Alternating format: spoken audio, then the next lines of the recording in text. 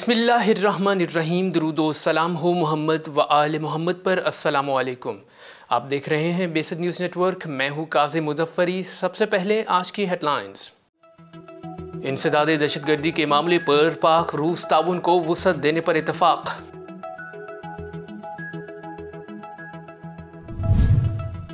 हुकूमत ने तहरीक तालिबान पाकिस्तान के 100 से ज़ायद कैदी रिहा कर दिए।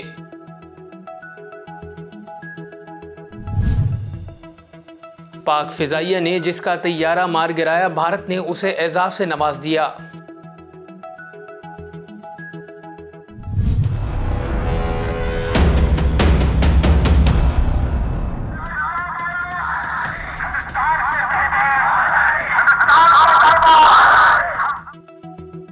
मकबूजा कश्मीर की मस्जिद से आज़ादी के नारे गूंजने लगे। सऊदी इत्तेहाद के जंगी तैयारों की ज्यादा आबादी वाले इलाकों पर बमबारी, मुतअद्दिद अफराद शहीद।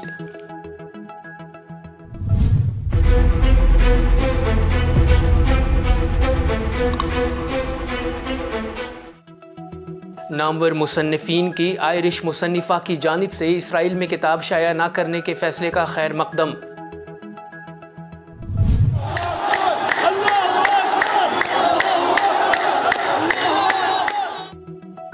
फ़लस्तीनियों ने काबिज़ इसराइल के खिलाफ अल-कुद्स ऑपरेशन की हिमायत में रैली निकाली।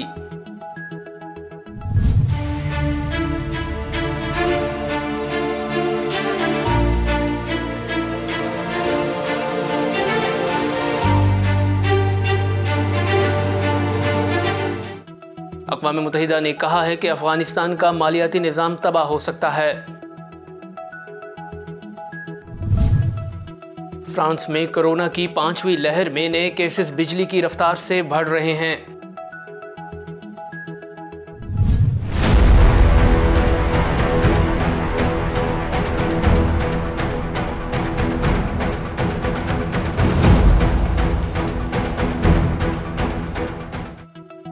रूस ने लबनान को बैरूत बंदरगाह धमाके की सैटेलाइट तस्वीर फराहम कर दी।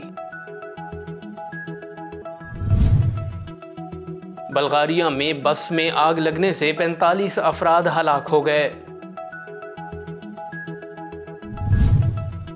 लाहौर में डेंगू बुखार से मजीद 2 अफराद जान बहक, 92 नए केसेस रिपोर्ट।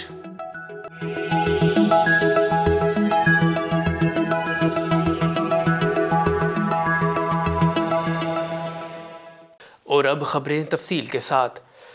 इंसदादे दहशतगर्दी के मामले पर पाकिस्तान और रूस ने ताउन को वुसअत देने पर इत्तफाक कर लिया। ज़राए के मुताबिक बैनुल-अक़वामी दहशतगर्दी और सलामती को दरपेश चैलेंजेस से निमटने के लिए पाकिस्तान रूस मुश्तरका वर्किंग ग्रुप का 9वां इजलास हुआ। इजलास में दहशतगर्दी और इंतहा पसंदी के खिलाफ आलमी जंग से मुतल्लिक वसीतर अमूर पर तबादला ख्याल किया गया।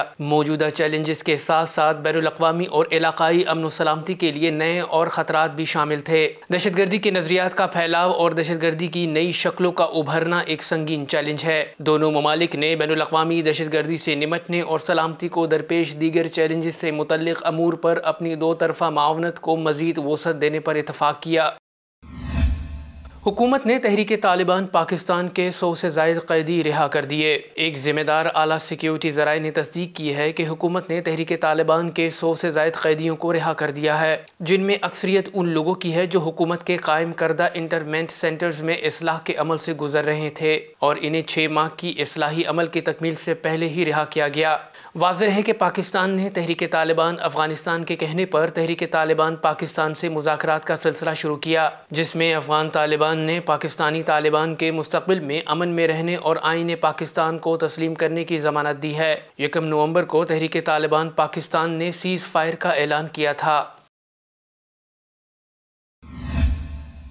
पाक फिजाइया ने जिसका तैयारा मार गिराया, भारत ने उसे एजाज से नवाज दिया। पाकिस्तानी फिजाइया के पायलट से तैयारा तबाह करवा के गिरफ्तार होने वाले भारतीय फिजाइया के ग्रुप कैप्टन अभिनंदन को भारत ने वीर चक्र एजाज से नवाज दिया। 27 फरवरी 2019 की अलफ सुबह भारतीय फौज की जानिब से हदूद की खिलाफ वर्जी करते हुए बालाकोट और मकबूजा कश्मीर पर हमला किया गया था, जिसका पाक फिजाइया ने भरपूर जवाब देते हुए मकबूजा कश्मीर में भारतीय अहम टारगेट्स को लॉक किया और फिर लाइन ऑफ कंट्रोल के खिलाफ वर्जी करने वाले 2 भारतीय मग तैयारों को मार गिराया था। ये एजाज मैदान जंग में बहादुरी पर दिया जाता है, लेकिन पाकिस्तान में हजीमत उठाने वाले पायलट को वीर चक्र देकर मोदी ने भारत वासियों को एक और मोदी चक्र दे दिया। मकबूजा कश्मीर की मस्जिद में लाखों भारतीय फौजियों की मौजूदगी में आज़ादी के नारे गूंज उठे।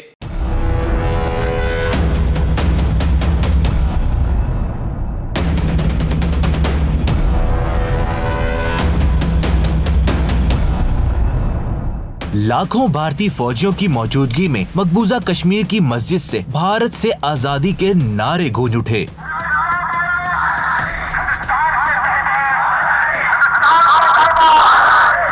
मीडिया जराये के मुताबिक गुज़िश्ता शब मकबूजा कश्मीर की एक मस्जिद के लाउड स्पीकर से कश्मीर की आज़ादी और भारत के खिलाफ नारे लगाए गए। मस्जिद से लगने वाले नारों में कहा गया, हम लेके रहेंगे आज़ादी, हम छीन लेंगे आज़ादी।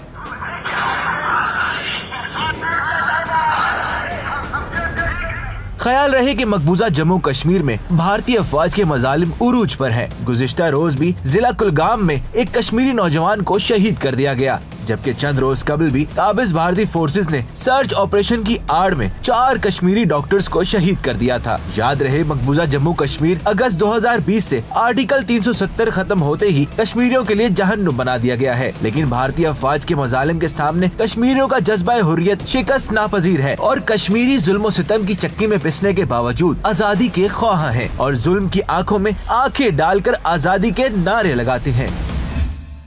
सऊदी इत्तेहाद के जंगी तैयारों की ज़्यादा आबादी वाले इलाकों पर बमबारी के नतीजे में मुतअद्दिद अफराद शहीद हो गए। यमन की अल मसीरा न्यूज़ एजेंसी के मुताबिक सऊदी इत्तेहाद के जंगी तैयारों ने दारुल हुकूमत सना के ज़्यादा गुंजान आबाद वाले इलाकों पर बमबारी की। सऊदी इत्तेहाद ने दावा किया है कि उन्होंने फ़ौजी तनसीबात को निशाना बनाया है, जबकि मुकामी अफराद ने मीडिया को बताया कि सऊदी इत्तेहाद की बमबारी में रिहायशी इमारतों, स्कूलों और दीगर अवामी मकामात पर बमबारी की गई, जिसमें दर्जनों अफराद शहीद हुए। ख्याल रहे कि सऊदी इत्तेहाद की एक सियाह तारीख है जिसमें वो फौजी मकामात का बहाना बनाकर अवामी मराकज़ पर अंधाधुंध बमबारी करती है, जिसमें ज़्यादातर आम आवाम का नुकसान होता है। वाज़ेह रहे कि सऊदी अरब की सरकर्दगी में बनने वाले अरब इत्तेहाद ने 2015 से यमन पर बमबारी का सिलसिला जारी रखा हुआ है, जिसमें अब तक हज़ारों अफराद शहीद जबकि लाखों जख्मी हो चुके हैं। दुनिया के नामवर मुसन्निफीन ने आयरिश मुसन्निफा की जानिब से इसराइल में किताब शाया न करने के फैसले का खैर मकदम किया है।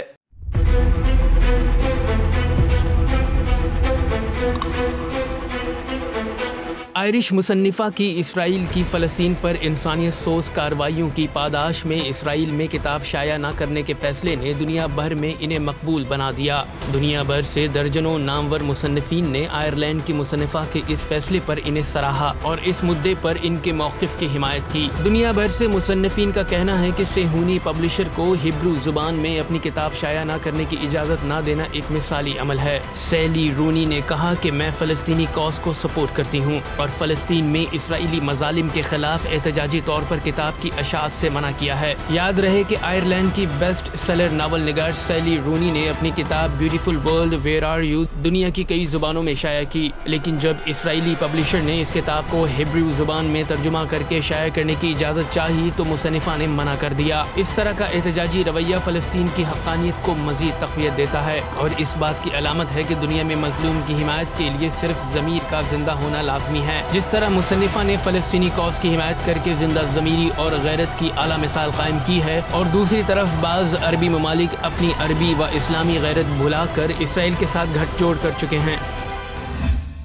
फ़लस्तीनियों ने काबिज़ इसराइल के ख़िलाफ़ अल-कुद्स ऑपरेशन की हिमायत में रैली निकाली। मकबूजा बैतुल मुक़द्दस में मुज़ाहमती तहरीक हमास के हामियों ने अल-कुद्स ऑपरेशन और शेख फ़ादी अबू शेख यादम से इजहार यकजहती के लिए रैली निकाली, जिसमें सैकड़ों अफराद ने शिरकत की। रैली के शुरका ने हमास के परचम थामे हुए थे और हमास के फ़ौजी दस्ते अल-अक़साम ब्रिगेड के हक़ में नारे लगा रहे थे। रैली के शुरका ने फ़लस्तीन की तमाम मुज़ाहमती तहरीकों की हिमायत का ऐलान करते हुए शेख फ़ादी अबू शेख यादम के नक्श कदम पर चलते हुए अल-कुद्स जैसे ऑपरेशन मुस्तक़बिल में भी करने के अज़्म का इजहार किया। ख्याल रहे कि एक रोज़ कबल हमास के रहनुमा शेख फ़ादी अबू शेख यादम ने सेहूनी मज़ालिम के जवाब में मुज़ाहमत करते हुए एक इसराइली फ़ौजी को हलाक जबकि 4 को ज़ख्मी कर दिया था। बाद अज़ान सेहूनी फ़ौज की फायरिंग से वो शहीद हो गए। अक़वाम मुत्तहिदा ने खबरदार किया है कि अफगानिस्तान का मालियाती निज़ाम तबाह हो सकता है।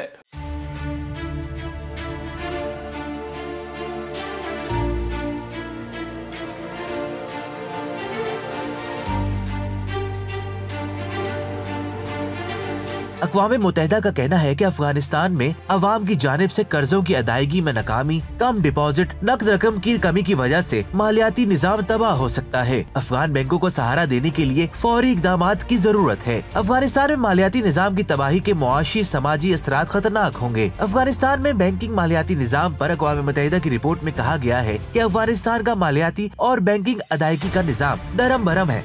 मौजूदा रुझानात के मुताबिक साल के आखिर तक अफगानिस्तान के डिपॉजिट बेस का तकरीबन 40% खत्म हो जाएगा। यूएन का कहना है कि अगर अफगान बैंकिंग सिस्टम नाकाम हो जाता है तो इसे दोबारा बनाने में कई दहाइयाँ लग सकती हैं। अक़वाम मुत्तहिदा ने अपनी रिपोर्ट में अफगान बैंकिंग सिस्टम को बचाने के लिए डिपॉजिट इंश्योरेंस स्कीम, मुख्तसर दरमियानी मुद्दत की जरूरियात के लिए मुनासिब लिक्विडिटी यकीनी बनाने, क्रेडिट गारंटी और कर्जों की अदायगी में ताखीर का इख्तियार दिए जाने की तजावीज़ पेश की है। याद रहे कि इससे कबल तालिबान की जानिब से मुल्क की मुआशी बदहाली के पेश नजर अमेरिका से मुंजमद असासाजात से पाबंदी हटाने का खत लिखा गया था, लेकिन अमेरिका ने ये खत मुस्तरद कर दिया। अगरचे अक़वाम मुत्तहिदा और आलमी इदारे अफगान बहरान के बारे में पेशगी इतला दे चुके हैं, इस बहरान के रोकने के लिए न सिर्फ कोई इक़दाम नहीं कर रहे बल्कि मुल्क को बहरान का शिकार कर रहे हैं।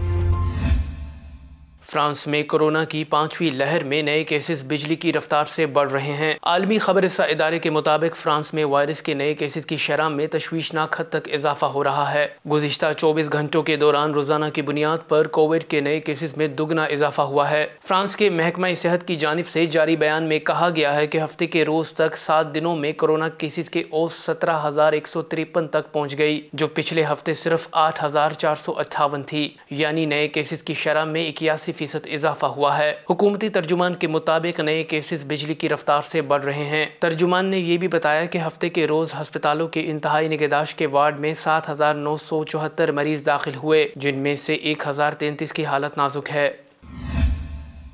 रूस ने लबनान को बैरूत बंदरगाह धमाके की सैटेलाइट तस्वीर फराहम कर दी।